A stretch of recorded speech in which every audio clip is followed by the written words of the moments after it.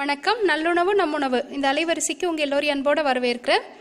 ஊர் நாட்டிலலாம் வைக்கக்கூடிய வகையில் அருமையாக ஒரு இறால் குழம்பு இன்றைக்கி செய்ய போகிறோம். இது கண்டிப்பாக உங்கள் வீட்டிலலாம் முயற்சி செய்து பாருங்கள். பார்க்குறதுக்கு ரொம்ப எளிமையாக தெரியும், ஆனால் சுவை ரொம்ப அற்புதமாக இருக்கும். இப்போ இந்த காணொலியில் இது எப்படி செய்யறதுன்னு பார்க்குறதுக்கு முன்னாடி என்னுடைய அலைவரிசைக்கு நீங்கள் புதியவராக இருந்தீங்கன்னா எனக்காக கொஞ்சம் கீழே உள்ள சப்ஸ்கிரைப் மற்றும் மணியை மறக்காமல் அழுத்திடுங்க. இந்த குழம்புக்கு என்னென்ன பொருட்கள் தேவைன்னு முதல்ல பார்ப்போம். எறா 1/2 கிலோ வாங்கி கழுவி சுத்தம் செஞ்சு எடுத்து வச்சுருக்கிறேன். பொடி எறா, கடல் எறா கிடச்சிதுன்னா ரொம்ப சுவையாக இருக்கும். இங்கே பெருசு தான் வரும், அதனால் பெருசு எடுத்துருக்குறேன். சொரக்காய் சின்னதாக ஒரே ஒரு சொரக்காய். நாட்டு சொரக்காய் போட்டிங்கன்னா உடம்புக்கு ரொம்ப நல்லது. ஒரு பிடி அளவுக்கு சின்ன வெங்காயம், நாட்டு வெங்காயம். இதை இந்த மாதிரி அரிஞ்சு எடுத்துக்கோங்க. 2 தக்காளி பழம் பெருசாக இருந்தால் எடுத்துக்கோங்க, அப்படி இல்லைன்னா இது மாதிரி சின்ன சின்னதாக 3 எடுத்துக்கோங்க.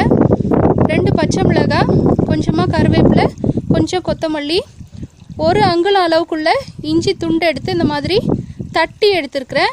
அரைக்கில இதை.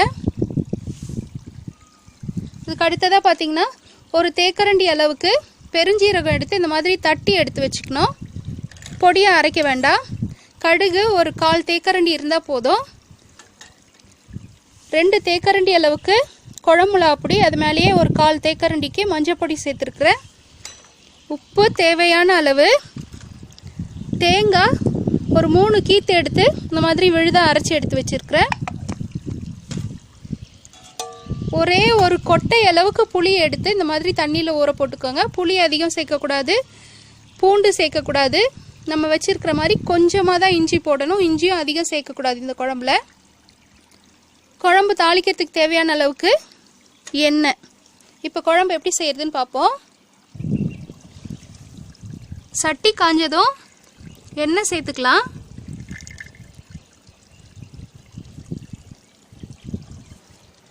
எண்ணெய் நல்லா காஞ்சதும் கடுகு நல்லா வெடிச்சதும் பெருஞ்சீரகம் பொடிச்சது சேர்த்துக்கலாம். அடுத்ததா கருவேப்பிலை, பச்சை மிளகாய், வெங்காயம்.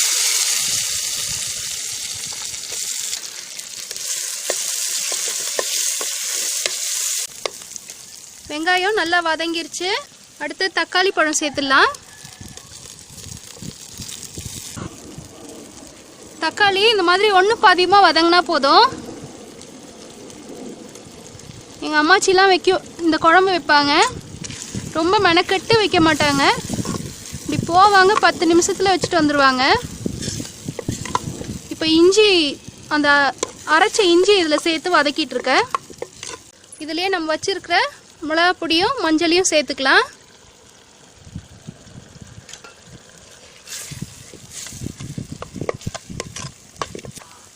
அடுத்ததா சொரக்காய் சேர்த்துக்குங்க. சொரக்காவும் எறாவும் போட்டு இந்த மாதிரி குழம்பு வைக்கும்போது ரொம்ப சுவையாக இருக்கும்.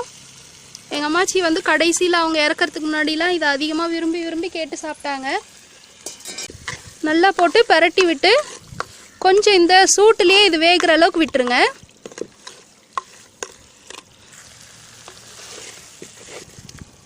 சொரக்காய் இந்த மாதிரி ஓரளவுக்கு கொஞ்சம் சுருங்கி வந்ததும் இதுலேயே நம்ம வச்சிருக்கிற எறாவை சேர்த்துடலாம்.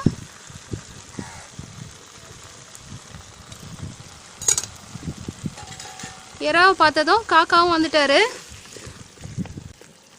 நல்லா எல்லாமே பரட்டி விட்டுடலாம்.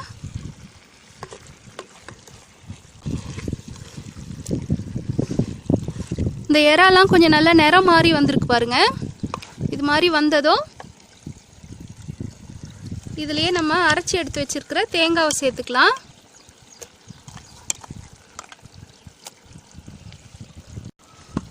தேங்காவை சேர்த்து ஒரு பரட்டிக்கோங்க. ரொம்ப பரட்ட வேண்டாம், சும்மா ஒரே ஒரு தடவை பரட்டி எடுத்தால் போதும்.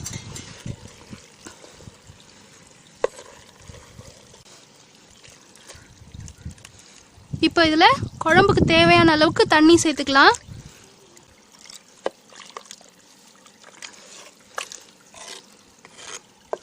இப்போ இதுக்கு தேவையான உப்பு சேர்த்துடலாம்.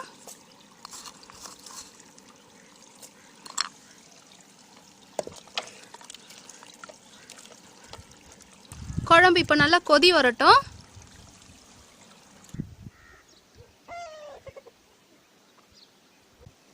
உங்களுக்கு இந்த காட்சிகள்லாம் பிடிக்கும்னு நினைக்கிறேன்.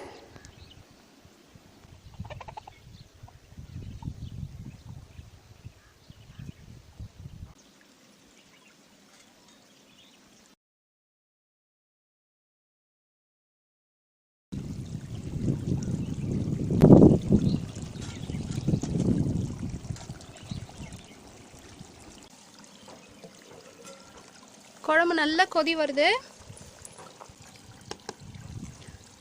இந்த சமயத்தில் நம்ம எடுத்து வச்சிருந்த புளியை கரைச்சிட்டு இதில் சேர்த்துக்கலாம்.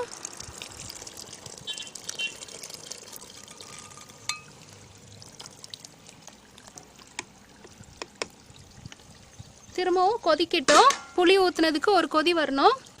புளி ஊற்றி நல்லா கொதி வந்துருச்சு. இப்போ கடைசியாக மல்லித்தழை போட்டு இறக்கிடலாம். இந்த காணொளி உங்களுக்கு பிடிச்சிருந்தா கீழே உள்ள கருத்து பெட்டியில் உங்களுடைய மேலான கருத்துக்களை பதிவிடுங்க. மேலும் என்னுடைய அலைவரிசைக்கு நீங்கள் ஆதரவு தர விரும்புனீங்கன்னா கீழே உள்ள சப்ஸ்கிரைப் மற்றும் மணியை மறக்காமல் அழுத்திடுங்க. நன்றி.